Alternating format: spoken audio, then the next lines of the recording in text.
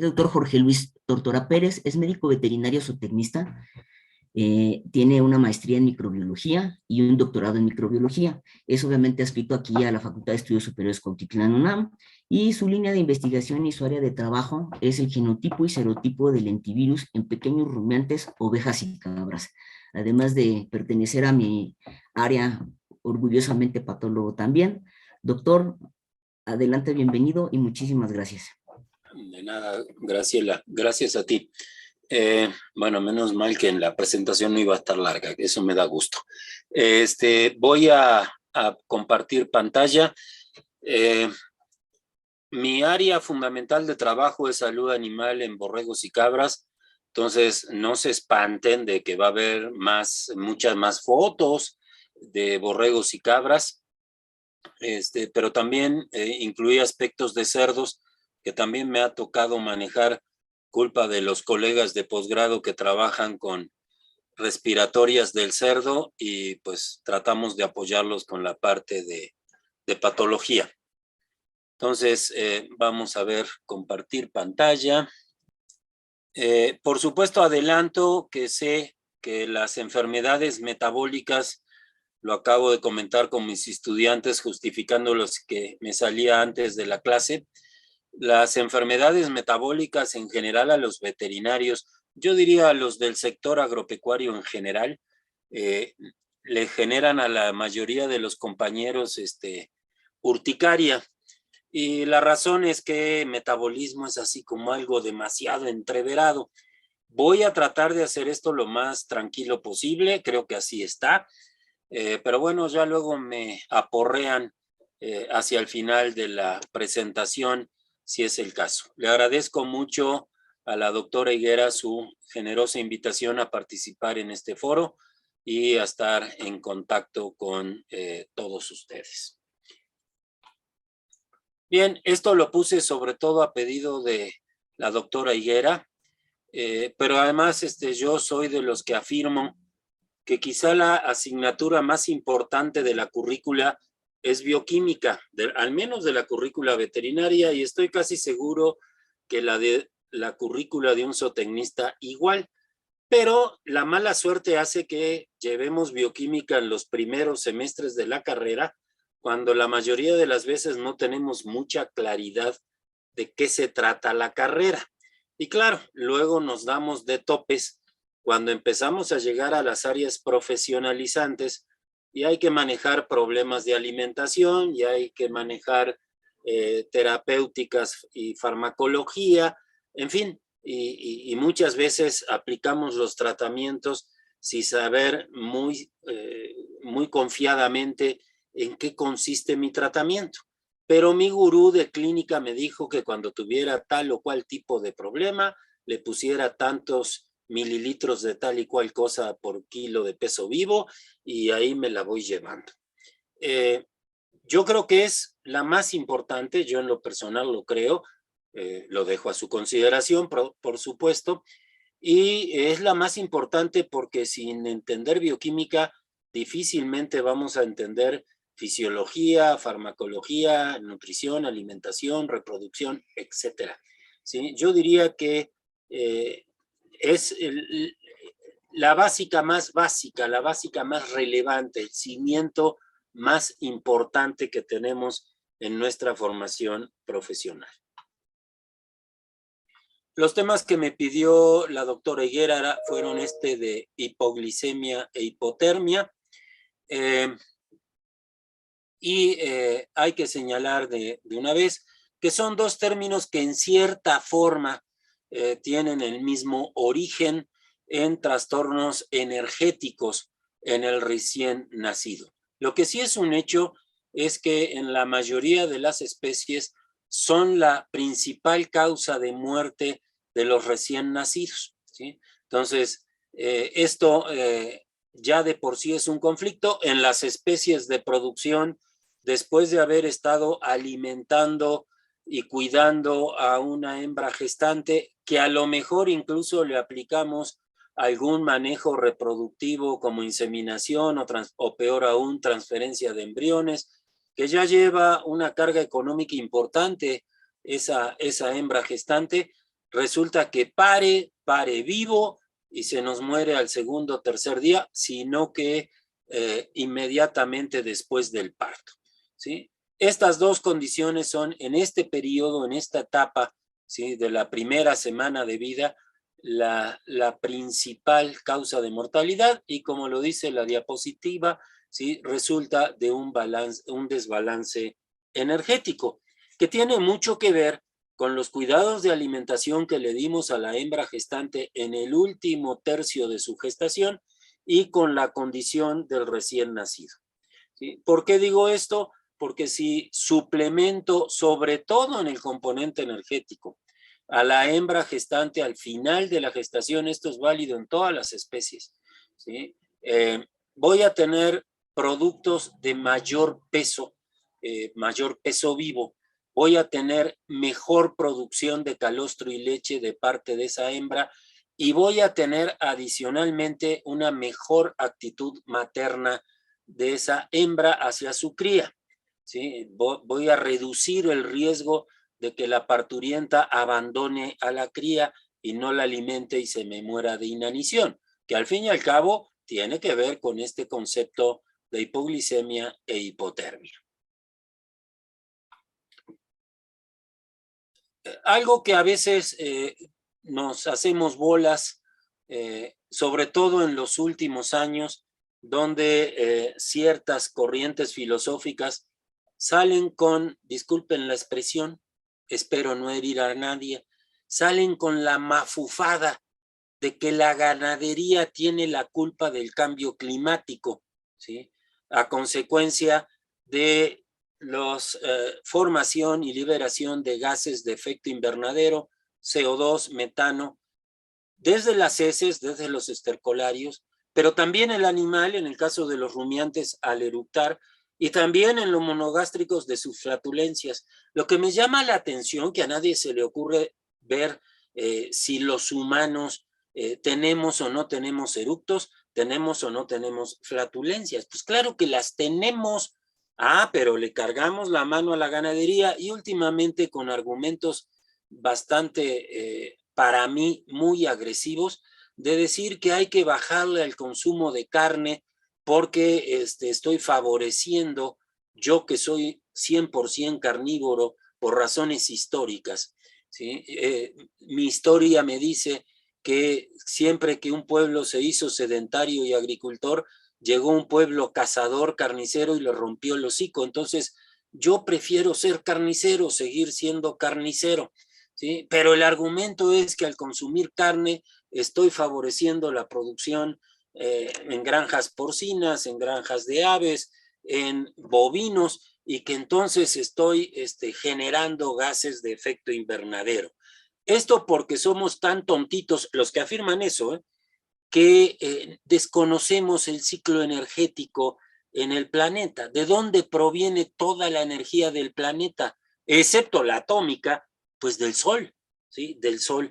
Y gracias a este ciclo, ¿sí?, los vegetales en la fotosíntesis, ¿sí?, condensan CO2 y agua y generan glucosa, ¿sí? Puede ser glucosa como tal, de hecho es glucosa como tal, pero además los polímeros de glucosa, los dímeros como la fructosa, los polímeros como el almidón, la celulosa y hasta la lignina, ¿sí?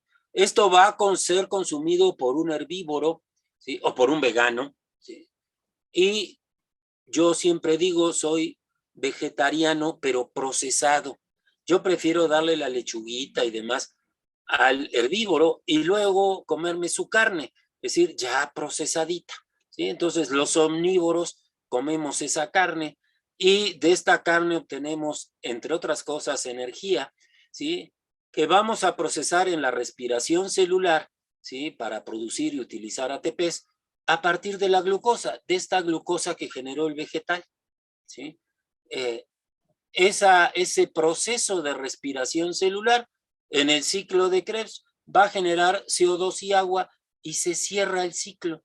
Ese CO2 y esa agua captada por los vegetales se vuelve a transformar en hidratos de carbono que el animal vegetariano procesa y nosotros nos comemos al vegetariano. Es entonces la ganadería el problema del efecto de cambio climático, a ver, ¿qué le doy de comer a este herbívoro? Forrajes, granos, los tengo que sembrar.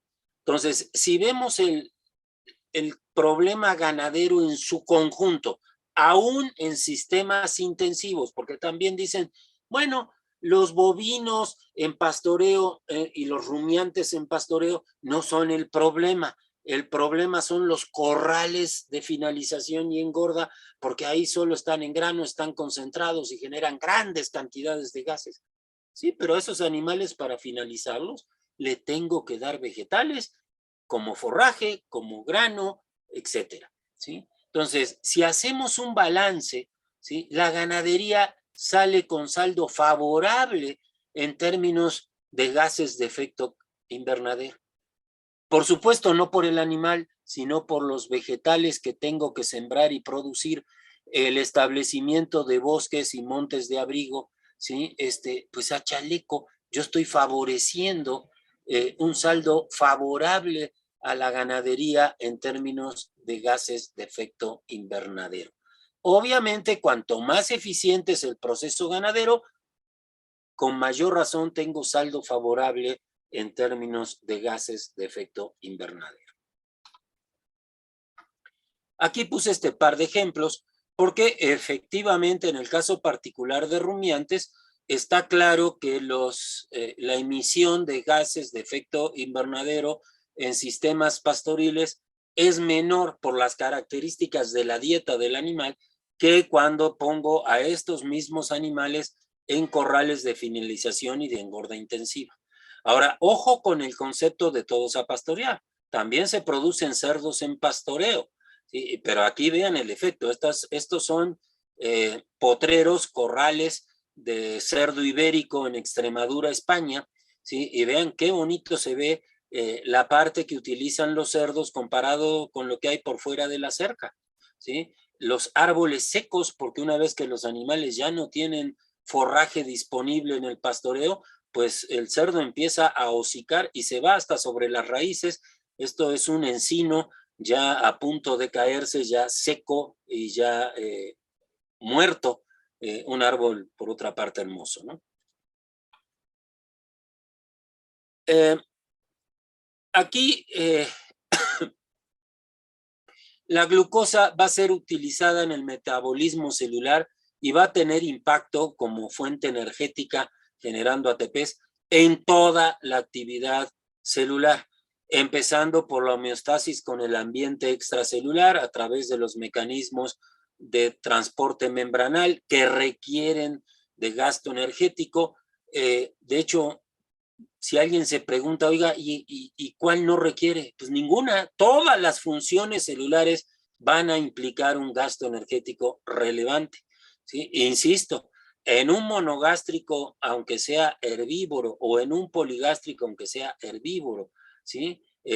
Pues el resultado es que de todas maneras va a tener emisiones de metano y de CO2 a través de eructo o a través de flatulencias. Yo no sé si los veganos humanos tienen alguna alternativa para evitar la producción de gases de fermentación en su digestión de hortalizas y verduras y demás, ¿sí? Obviamente las células con mayor actividad metabólica son las células que demandan mayor cantidad de glucosa en el sistema. ¿Por qué estoy incorporando este concepto aquí? Porque lo que vamos a ver al rato, viendo ya el concepto de hipotermia, vamos a darnos cuenta por qué la primera signología en el animal y el primer compromiso del animal es el compromiso en el sistema nervioso central. Aunque nos parezca mentira, la neurona es la célula con mayor actividad metabólica en el sistema. Y por eso el primer signo o los primeros signos cuando el animal está expuesto a tóxicos o a condiciones de hipoxia son signos y trastornos y patologías nerviosas. Y cuando el animal tiene un déficit energético, también el primer signo son signos nerviosos, porque estas células son las primeras que van a resentir la falta de aporte de glucosa o de oxígeno. ¿sí? Son las más importantes, la de mayor demanda en el sistema, contestando la pregunta que puse al final de esta diapositiva. Aquí, en forma resumida, estoy tratando uno de los efectos de un desbalance energético, todavía sin entrar a la hipotermia y la hipoglicemia, ¿sí? Pero los dos fenómenos, el de hipotermia y el de hipoglicemia, van a generar cetosis. Lo que conocemos como cetosis primaria es un cuadro que esencialmente ocurre en los rumiantes. Sin embargo, también los monogástricos están expuestos a padecer cetosis cuando tienen un déficit en su aporte energético o tienen un consumo mayor que lo que le aporta la dieta y las condiciones productivas o de cría, ¿sí? El problema o lo que describimos como cetosis primaria y que está afectando a los puros rumiantes, incluso no es a los rumiantes así en forma general, ¿sí? Es en particular a las hembras de los rumiantes, ¿sí? ¿Y por qué a las hembras? En todos los rumiantes, el aporte energético a nivel ruminal se va a traducir, el aporte energético de la dieta, se va a traducir en ácidos grasos volátiles, ¿sí? Acético, butírico y propiónico. La absorción a través de la mucosa ruminal y llevar estos ácidos grasos volátiles al hígado implica la transformación sobre todo del butirato y del acetato a cuerpo cetónico ya por default. Es decir, el rumiante ya está en su proceso energético, en la interfase de dieta a metabolito energético, ya está generando compuestos cetónicos a través de acético y butírico transformados a acetato y butirato, ¿sí? Estos componentes, ¿sí?, van a tener que ser procesados a nivel hepático para generar la glucosa, que es el combustible energético de todas las células del sistema, ¿sí? Entonces, esto hace una particular predisposición en los rumiantes y muy en particular en las hembras, porque las hembras son las que tienen en su proceso productivo, sea en términos de producir crías o en términos de producir leche, una demanda energética muy alta. Entonces, la oveja gestante y la vaca lechera son las que nos dan el cuadro clínico de patología nerviosa debido al establecimiento de una condición de cetosis primaria que deriva de que los fetos o el feto, si es un feto grande, y la producción de leche implican un consumo de glucosa muy alto en estas hembras que muchas veces por errores de alimentación o por situaciones de alimentación no estamos cubriendo con la dieta. Un error importante que en México nos ocurre es el que nos preocupamos mucho del aporte proteico de la dieta, lo cual está bien, en particular en un animal en crecimiento, en desarrollo, ¿sí? Algo que, por cierto, no consideran los veganos. Y hay muchos reportes de situaciones muy graves en sus hijos cuando someten a los niños a dietas veganas. No tienen un suficiente aporte de aminoácidos esenciales que sí aporta la proteína animal y que aporta en muy pequeña cantidad los vegetales. Pero en México, además, somos muy afectos a utilizar nitrógeno no proteico en la dieta de rumiantes, ¿sí? Nitrógeno no proteico son, yo les llamo en forma genérica, cacasas. Excremento de gallina, gallinaza. Excremento de pollos, pollinaza. Excremento de cerdos, cerdaza. No me da asquito que le aporten cierta cantidad de nitrógeno no proteico al rumiante, nada más que para empezar, aguas con qué rumiante se trata. Si estoy con dietas en novillos, a lo mejor puedo irme a niveles superiores al 20% en términos de nitrógeno no proteico. Bueno, por cierto, el otro nitrógeno no proteico, urea, ¿sí? por si les das quito mezclar la cacasa, ¿sí? Entonces, aportar nitrógeno no proteico para que la microflora ruminal lo transforme a proteína bacteriana y el rumiante va a utilizar esa proteína bacteriana. De hecho, los rumiantes tampoco utilizan proteína tal cual de la dieta. La mayor parte de la proteína que va a utilizar el rumiante es proteína bacteriana generada en la fermentación ruminal a partir de sustratos proteicos, por supuesto. Sin embargo, cuando la fuente no es proteína, sino que es nitrógeno no proteico, cacasas u urea, las más usadas, se nos barre que la microflora ruminal, para poder utilizar y transformar nitrógeno no proteico en proteína bacteriana, tiene una enorme demanda energética. Entonces, a lo mejor la dieta estaba bien calculada en términos de aporte energético pensando en el animal, pero no solo tenemos que pensar en el animal, tenemos que pensar en el animal y las bacterias ruminales cuando meto nitrógeno no proteico. Porque lo que va a ocurrir es que la energía, buena parte de la energía de la dieta, la va a utilizar la microflora para convertir nitrógeno no proteico a proteína bacteriana utilizable por el rumiante y se va a generar un déficit energético para el animal. ¿Sí?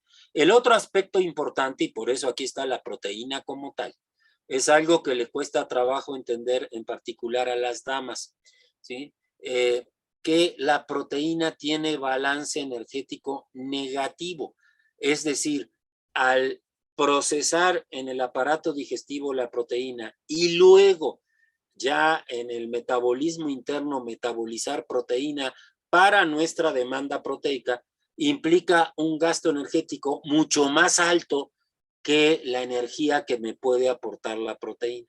Entonces, la proteína siempre tiene un balance negativo.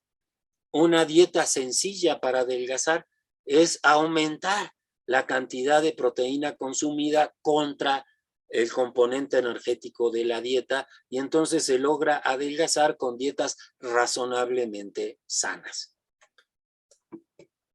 ¿Por qué se genera esta condición de cetosis? Bueno, ya dijimos un elemento, los ácidos grasos volátiles son el acético y el butírico cetogénicos y para poder absorberse y metabolizarse en hígado se transforman ya a cuerpo cetónico. Claro, ahí están circunscritos al sistema porta y el hígado.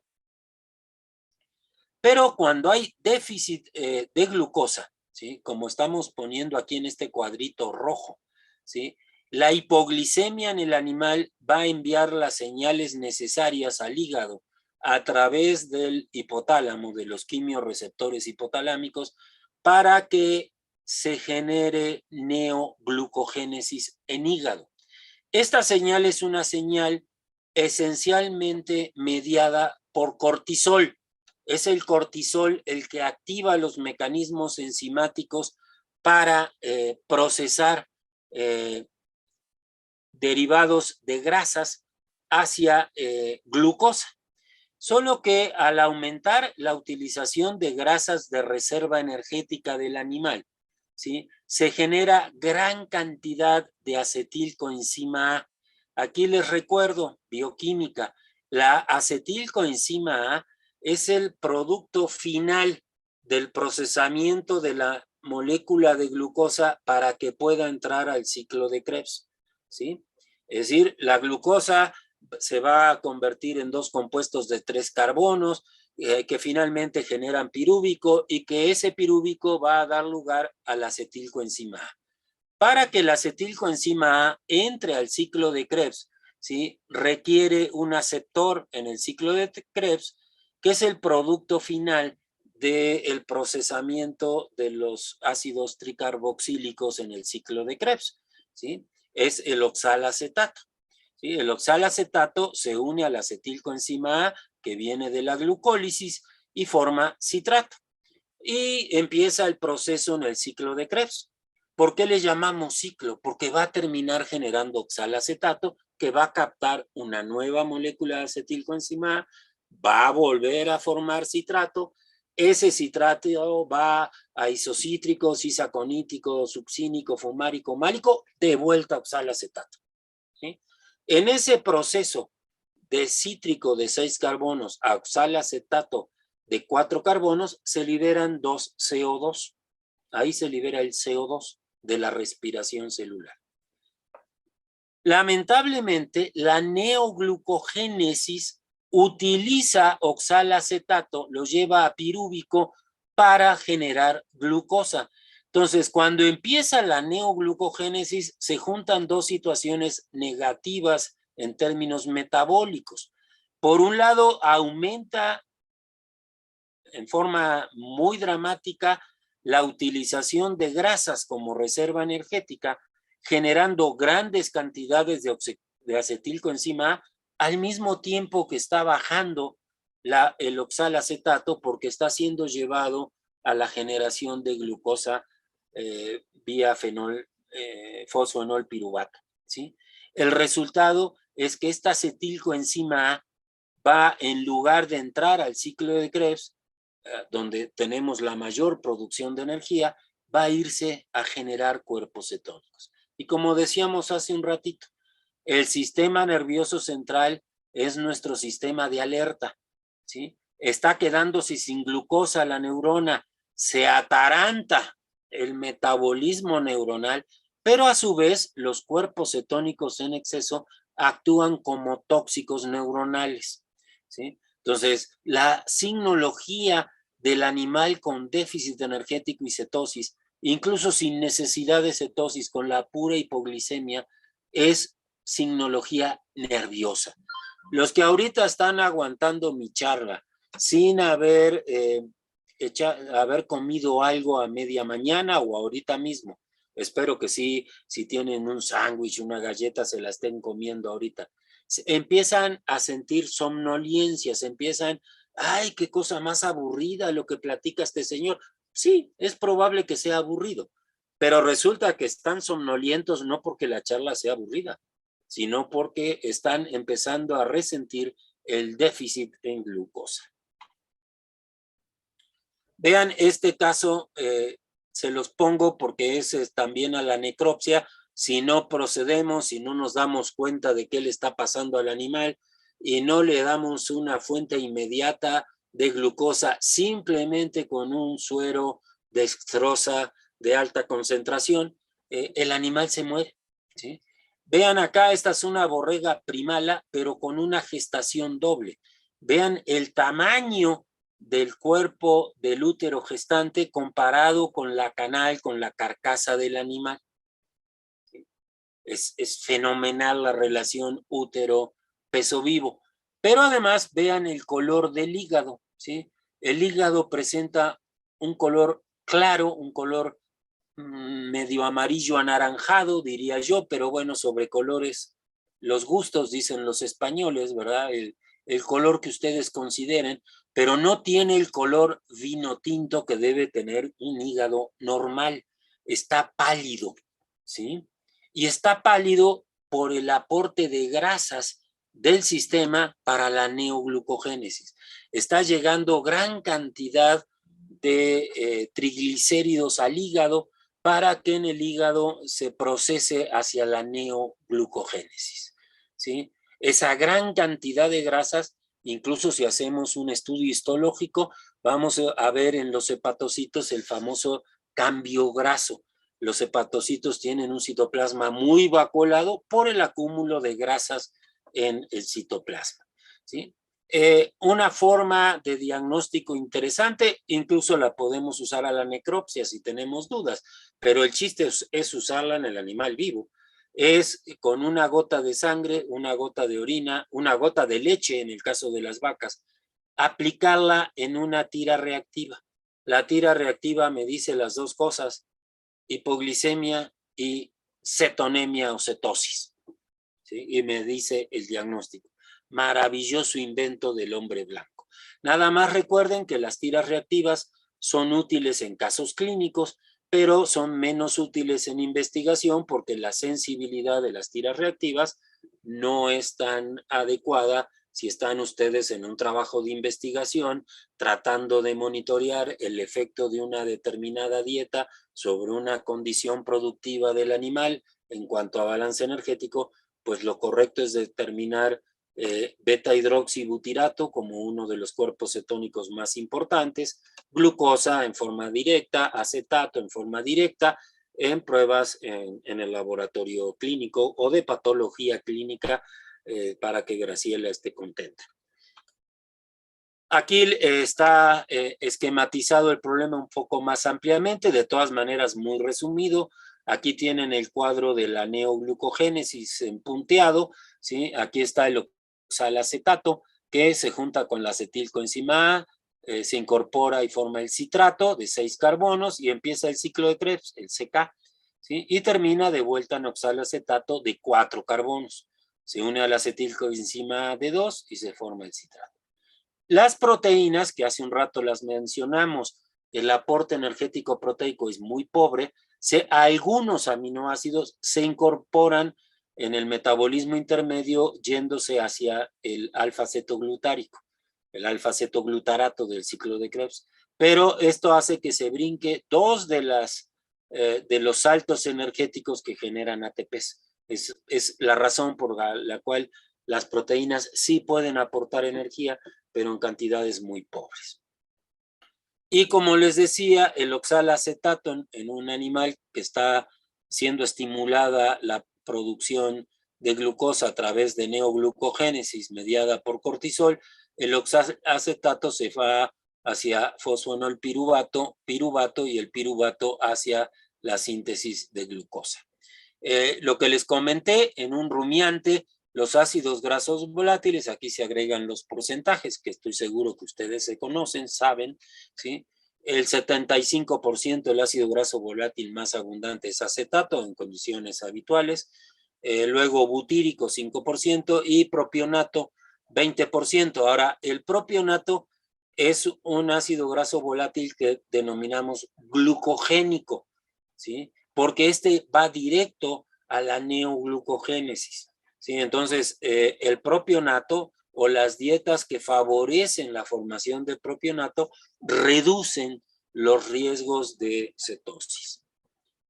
Aquí tienen condiciones diferentes que pueden generarnos situaciones de cetosis. Las dos que son fisiológicas, funcionales, según la etapa productiva de la hembra, es la alta producción de leche o el desarrollo de fetos de gran tamaño, el pobre aporte energético en la dieta, es decir, una dieta que no está cubriendo la demanda del animal.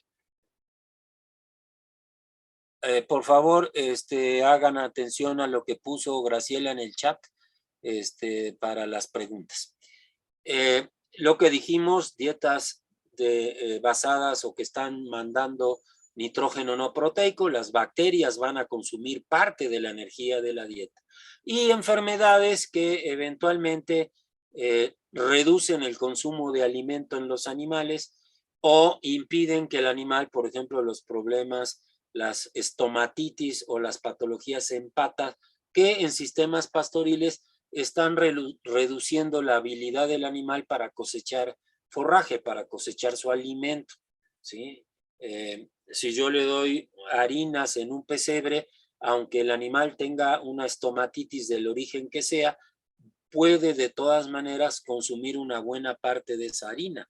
Pero si está en un sistema pastoril y tiene que capturar el forraje y cegar el forraje en el pasto, pues las lesiones en la boca son muy dolorosas y complican seriamente al animal, ¿sí?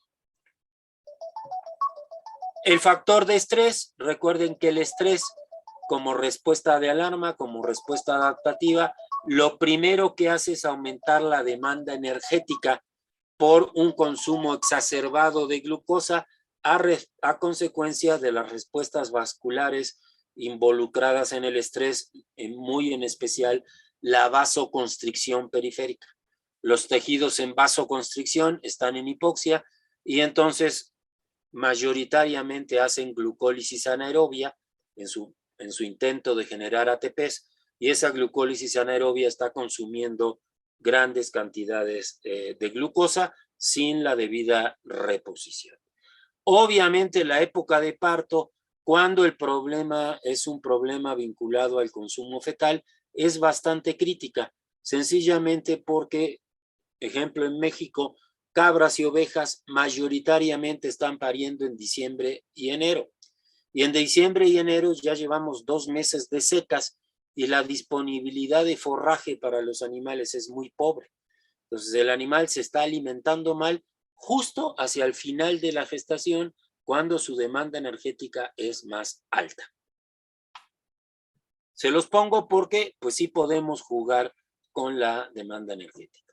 Aquí está un poco, perdón, está por supuesto dirigido a pequeños rumiantes, que es lo que a mí me gusta, ¿sí? Pero vamos a comentar también lo de la vaca. Y luego hablaremos de la cerda, no se me angustien, ¿sí? Un manejo de alimentación de las hembras incluye un aporte muy dirigido energético, mejorar la suplementación energética antes de las 2 semanas antes de que empiecen las montas, ¿sí? De que empiece la relación afectiva entre el macho y la hembra, ¿sí? Luego en la gestación no tenemos mayor problema hasta el final de la gestación, como les comenté. En el último tercio de gestación tengo que mejorar el aporte energético porque ya tengo fetos que están creciendo aceleradamente y su combustible placentario es glucosa. Le están sustrayendo glucosa a la madre en forma fenomenal, ¿sí? Los que trabajan con vacas y palpan y entonces tienen algo más directo para evaluar, ¿sí? Al 6º mes, cuando está terminando el 2º tercio de gestación, para palpar el feto tienen que meter el brazo hasta el hombro, ¿sí? Porque el feto está abajo, el útero ya se desplazó hacia la parte baja del abdomen y cuesta trabajo palpar el feto, pero el feto es muy pequeño, ¿sí? Pesa 2-3 kilos. Y en los 3 meses que siguen, ese feto de 3 kilos va a llegar a los 15 o 20 kilos, dependiendo de la raza de que estemos hablando, ¿sí? La demanda es muy alta. Y a eso se va a agregar en los animales lecheros, ovejas, cabras o vacas, ¿sí? Se va a agregar la lactancia, que también es altamente demandante en términos energéticos. Esta lactancia dependerá de la especie de que estemos hablando. Puede durar 3-4 meses o puede durar 9 meses en un manejo correcto del proceso. Quizá algunos se está preguntando por qué en cabras no ha visto problemas de cetosis en forma relevante. La cabra es muy inteligente, ¿sí? Si no tiene buena alimentación hacia el final de la gestación en términos energéticos, sencillamente aborta. La borrega muy torpe trata de mantener al feto, el feto finalmente de todas maneras se muere, a veces aborta, pero muchas veces ese feto retenido se pudre en útero, ¿sí? Y entonces la borrega se nos muere por un cuadro de toxemia, ¿sí? En el caso de la cabra, en términos de lactancia, aunque sea una cabra de alta producción de leche, si no tiene un aporte energético adecuado, empieza a bajar los niveles de producción de leche. Ya es un elemento a tener en cuenta de que puede estar ocurriendo una condición de cetosis subclínica, y si no mejoramos el aporte energético, definitivamente deja de dar leche. La vaca no tiene esa habilidad, y entonces empieza a presentar la signología nerviosa característica de la cetosis de lactación en las vacas. En el caso de las ovejas, donde tenemos que mejorar la alimentación al final de la gestación, a veces el problema es saber cuándo va a parir la oveja, porque no tenemos un empadre controlado. El macho está todo el tiempo con las borregas y las borregas van pariendo en goteo a lo largo de varios meses, ¿sí? Todo depende de qué condición corporal empezó a manifestar la borrega, con el macho presente todo el tiempo con las hembras, ¿sí? Las borregas que más rápido se recuperan del parto anterior o de la lactancia, o las corderonas de reemplazo que más rápido adquieren una mejor condición corporal, son las primeras en ser montadas, y a lo mejor nos van pariendo a finales de octubre o en noviembre. Y las que demoraron en recuperar condición corporal para estar en condición de empadre, ¿sí? Esas van a ir a parir a lo mejor hasta marzo, ¿sí? Entonces es un desastre programar esta alimentación, ¿sí? Para que esto nos funcione y ahorremos dinero en términos de suplementación en época crítica, entendiendo por época crítica el último mes de gestación en las borregas y las cabras, ¿sí? Debo tener situaciones de empadre controlado que me permitan prever la fecha de parto. ¿Sí? Entonces, en realidad tengo que asegurar la calidad del alimento, puedo castigar a las borregas y a las cabras prácticamente todo el año, ojo, salvo que sean animales de lactación, de leche, ¿sí? Y solo considerar la suplementación previa al empadre y el mes o los 2 meses, esto depende, por eso la amplitud de estas fechas, todo depende de cuánto tiempo le doy al empadre, ¿sí? Sí, usualmente damos empadres de un par de meses, ¿sí? Entonces, ahora sí, aunque yo puse el macho en julio, mis primeros partos podrán ocurrir en diciembre, y si lo retiré en agosto, mis últimos partos van a ser hacia finales de enero. Entonces, tengo que cubrir la suplementación en esos meses. Pero es crítico separar al macho y destetar para asegurar que las hembras recuperen condición corporal. Estos son los resultados de la encuesta ProGAN, son resultados de 2013, pero vean que muchas ovejas paren cada 2 años y los partos se alargan en un goteo por hasta 6 o 7 meses. Aquí lo que está graficado es si el propietario separa al macho o mantiene el macho todo el tiempo con las hembras. Y como pueden ver, la mayor parte, el 80% de los propietarios, aquí miren que también hay propietarios empresariales, de rebaños empresariales, que se supone que tienen asesoría, ¿sí? La mayor parte de los propietarios mantienen al macho con las ovejas todo el año. Obviamente en rebaños lecheros sí se programan varios empadres, pero por lotes. Entonces yo manejo, aunque tengo un solo rebaño, a lo mejor de 2,000 cabras o de 1,500 ovejas, yo estoy manejando lotes, ¿sí? A lo largo del año para tener producción de leche todo el año. Aquí los datos de la misma encuesta ProGAN de si suplementan o no suplementan y si destetan o no destetan.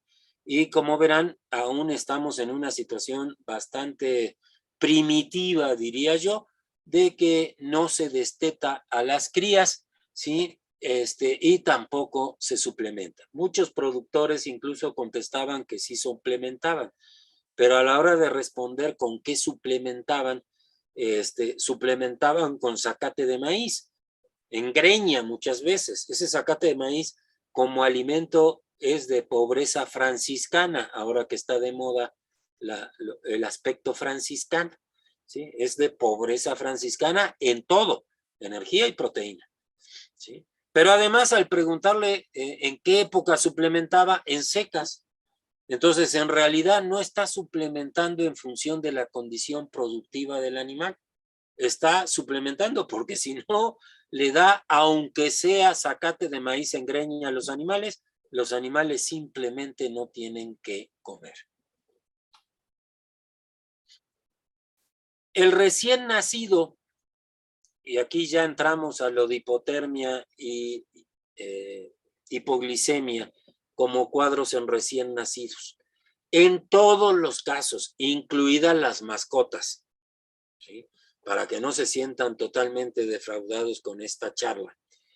En todos los casos, los animales recién nacidos nacen con una escasa reserva energética, que se traduce, si se nos muere el animal, si muera de lo que se muera, incluso un lechón aplastado, ¿sí? Cuando lo abrimos, vamos a ver que tiene escasa cantidad de grasa alrededor de los riñones y del pericardio. Y que esa grasa incluso, cuando hubo un problema energético, tiene consistencia gelatinosa. Se llama, en términos muy de los patólogos, degeneración mucoide de la grasa, porque la consistencia es como el moco, es muy gelatinosa, es poco firme. En lugar de ser una grasa firme y blanco-amarillenta, es gelatinosa y transparente, o como se ve en este caso de grasa pericárdica, ¿sí? La grasa se ve rojiza porque está muy hiperémica, hay mucha perfusión sanguínea para remover esa grasa y llevarla a la neoglucogénesis, ¿sí? La reserva corporal es proporcional al peso del recién nacido y es uno de los elementos importantes que les explica que cuando la cría es más pesada, dentro de las características de la especie y la raza, cuando la cría es más pesada, tiene mayor oportunidad de sobrevivir, justamente porque estoy eludiendo la posibilidad de una condición de hipoglicemia, de hipotermia, ¿sí? Considerando que estas dos son las dos principales causales de muertes en los recién nacidos, ¿sí? Eso en todas las especies, ¿sí? Incluso en cerdos, donde la muerte de recién nacido por aplastamiento de la madre, la marrana se da la vuelta y aplasta algún lechón. Aplasta un lechón que ya estaba poco sensible, tenía una fuerte depresión del sensorio, estaba atarantado, estaba tontito. ¿Por qué? Porque estaba hipoglicémico, ¿sí? Porque estaba hipoglicémico. Es un lechón que no va a poder competir con los demás lechones por un pezón que le aporte leche y calostro, ¿sí? Entonces es un lechón muy sensible a morirse, incluido el aplastamiento de la madre. Y en cerdos, el parámetro para las razas comerciales, ¿sí? Para lo que se llaman normalmente puercos blancos, como si los Duroc no fueran raza comercial, ¿sí? Pero en razas comerciales es conocido el parámetro límite de que lechones de menos de 1 kilo al nacer tienen mucha menos posibilidad de sobrevivir que sus hermanos de camada de más de 1 kilo. ¿Sí? Esto no quiere decir que todos los de menos de 1 kilo se van a morir, ni que todos los de más de 1 kilo van a sobrevivir, pero si vemos los porcentajes de mortalidad, hay mucha más chance, mucho mayor porcentaje de muertos entre los lechones de menos de 1 kilo que entre los lechones de más de 1 kilo. Aquí tienen, sobre todo para los rumiantes, las condiciones en los estudios para ver mortalidad de las crías. Esto va a variar según el año de estudio, por eso insisto, los rumiantes, porque según el año de estudio puede haberse visto afectada, como nos está pasando este año, que la seca ha estado muy difícil, ¿sí? Y resultar que los animales no tienen una buena disponibilidad de forraje, tanto para sostener a la hembra gestante como para, en su caso, después sostener a las crías, ¿sí? La época del parto, lo mismo, lo que comentamos, va a ser más complicado los partos en condiciones de secas, con menor disponibilidad de forraje, que los partos en épocas de disponibilidad de forraje. Va a ser más complicado los partos de invierno, donde el recién nacido está expuesto a bajas temperaturas y simplemente para mantener la homeostasis térmica, para mantener su temperatura corporal, el consumo energético del recién nacido es mucho más alto. Alimentación y condición de las madres, que condiciona el peso de los recién nacidos.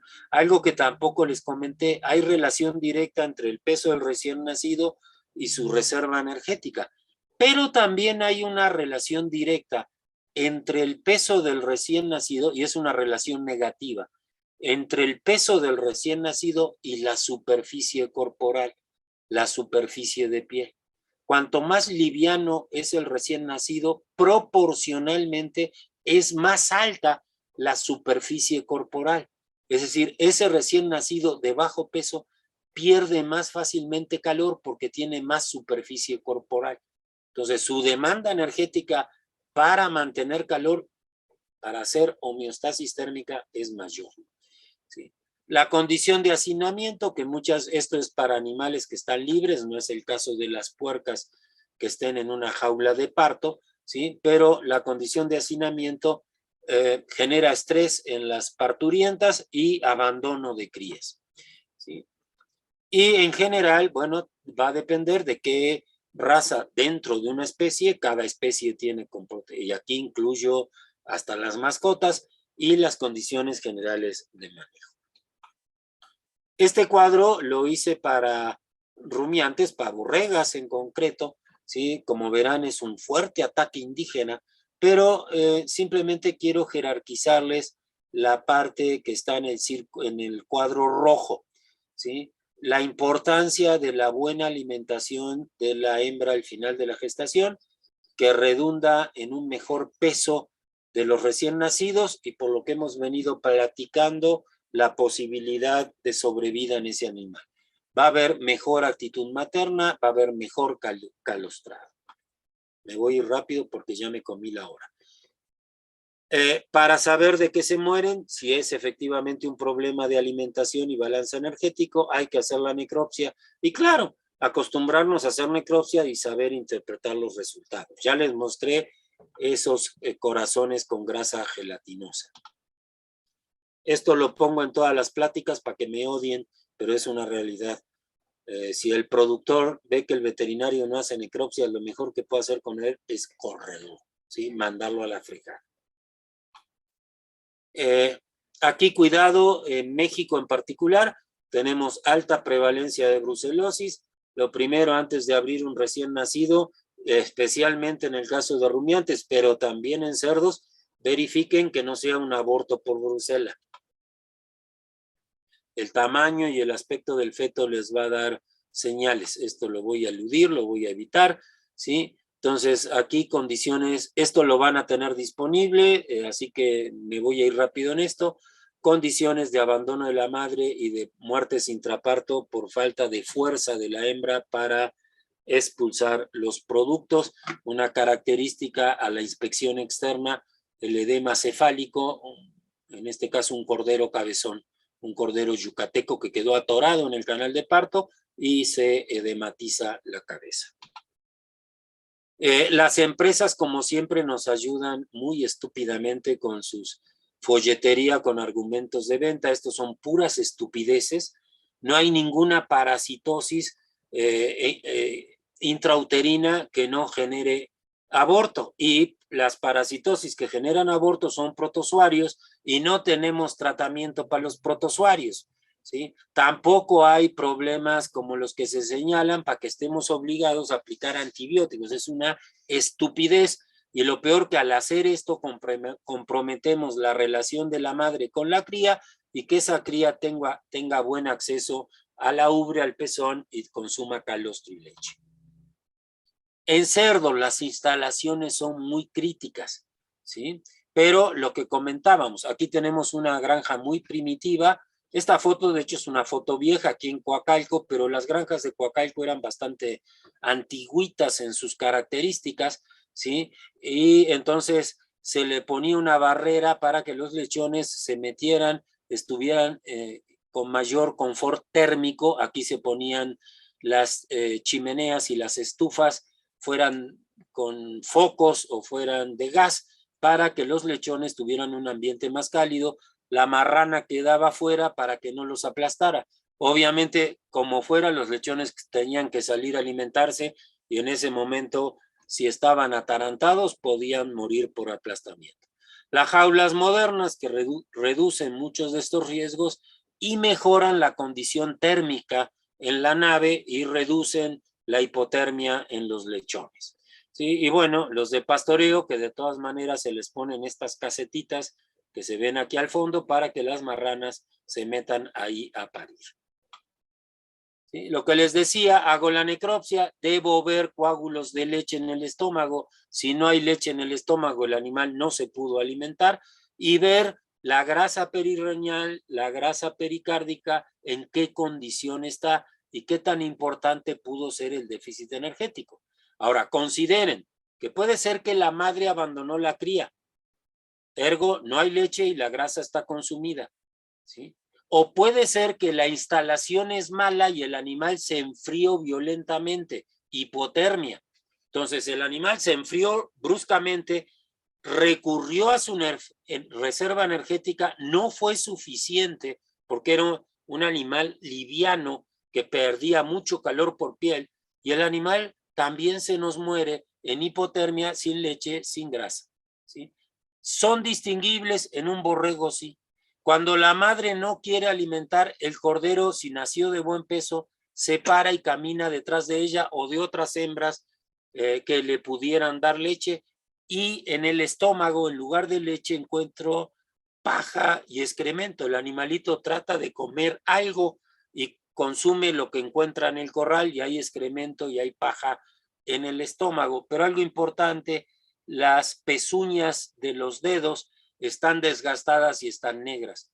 El animal que sufre hipotermia porque la borrega no pudo parir en condiciones adecuadas de refugio, sobre todo al aironazo al momento del parto, ¿sí?, presenta el capuchón gelatinoso amarillento en los dedos de un animalito que ni siquiera pudo llegar a pararse, ¿sí? Nació, salió del útero mojado, le dio el aironazo, se enfrió violentamente, consumió sus reservas de grasa y se murió. Este cuadro resume las dos condiciones: la condición de inanición, donde la madre no alimentó y el animal consumió el gasto de energía porque no tuvo alimento, y la condición de hipotermia, donde el animal se encontró con malas condiciones en los primeros días de nacido en términos de homeostasis térmica, un ambiente muy frío, gastó la energía, tuvo un gasto energético aumentado para tratar de mantener la homeostasis térmica. Las dos condiciones van a llevar a hipoglicemia y a la muerte del recién nacido.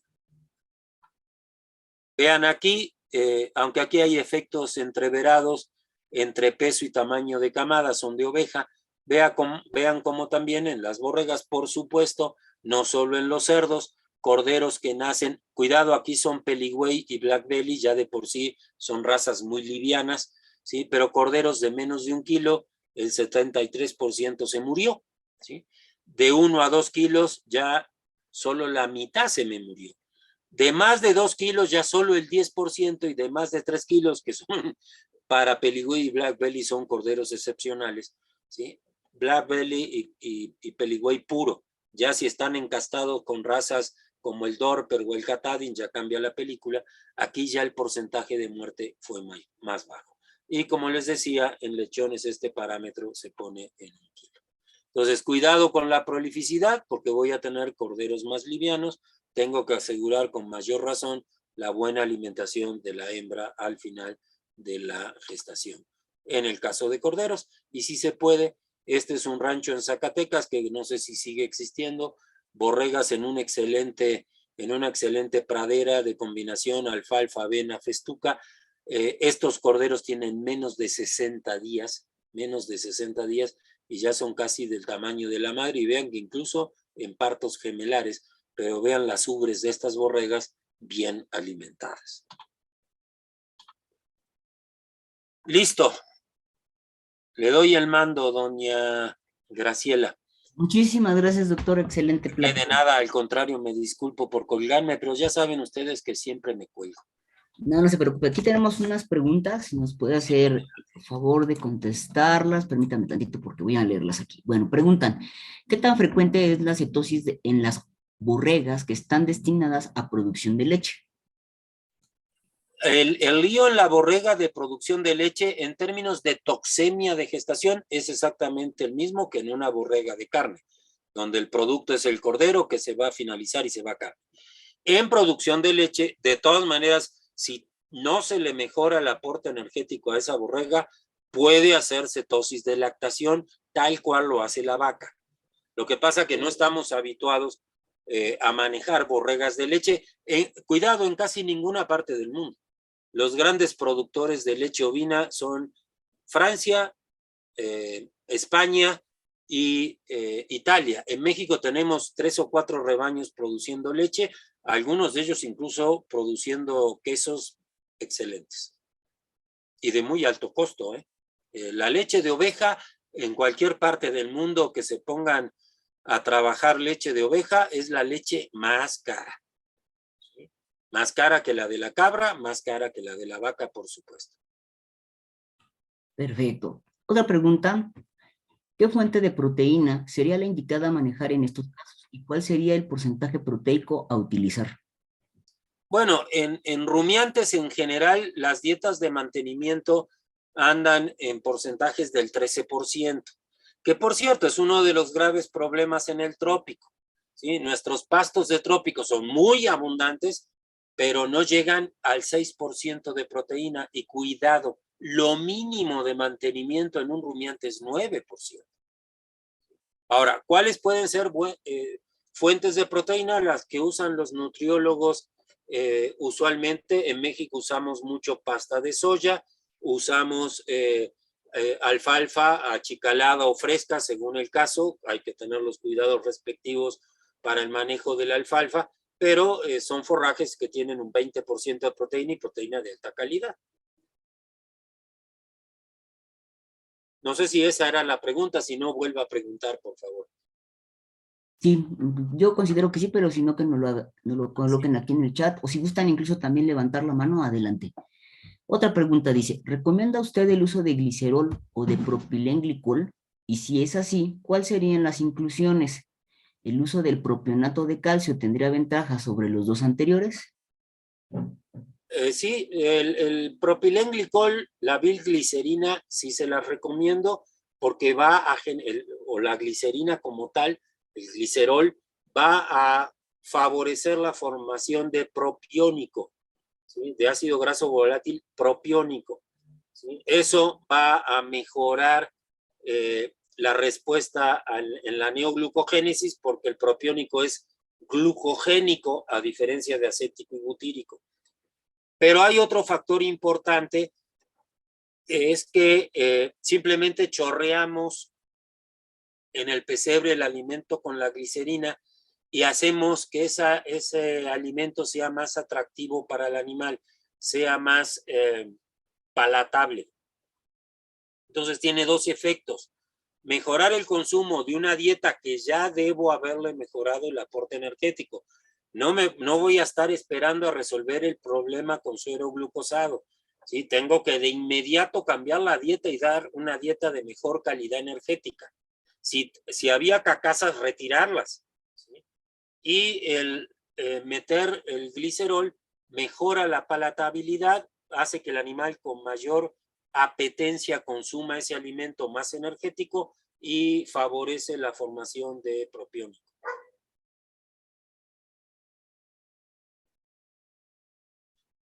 No sé qué tanto beneficio hay con el propionato de calcio, ahí sí no sé. Sí, era lo que le iba a preguntar, que faltaría esa parte. Sí, Perfecto. no lo sé. Dice, en el periodo preparto recomienda el uso de algún nutracéutico para mejoramiento de procesos hepáticos en ovejas que pueden estar en condición corporal superior. Híjole. No, de nutracéuticos sé poco y nada. Y tengo que admitir que para el caso de los rumiantes tengo cierto prejuicio. No creo mucho en ese aporte, porque sea lo que sea que metamos en la dieta de un rumiante, va a ser procesado por la microflora en general. Entonces, no sé, soy bastante escéptico, pero hay experiencias, ¿sí? En la facultad incluso hay experiencias con aporte de nutracéuticos, en particular en cabras. Tendrían que consultar a los colegas. Correcto, doctor. Lo felicitan por su excelente plática el doctor Antonio Ortiz, la doctora Blanca Moreno, y también el doctor Antonio pregunta, bueno, de hecho es un comentario. ¿El robo de corderos y después del abandono nos dan este síndrome? Sí, sí. Si tengo problemas de robo de corderos, lo grave del robo de corderos es que la que está robando el cordero es una borrega que todavía no pare y es atraída por el líquido amniótico que está en el recién nacido de una cordera de menor jerarquía en términos de competencia, o una borrega que es primala y que está viendo a su producto sin saber muy bien qué hacer.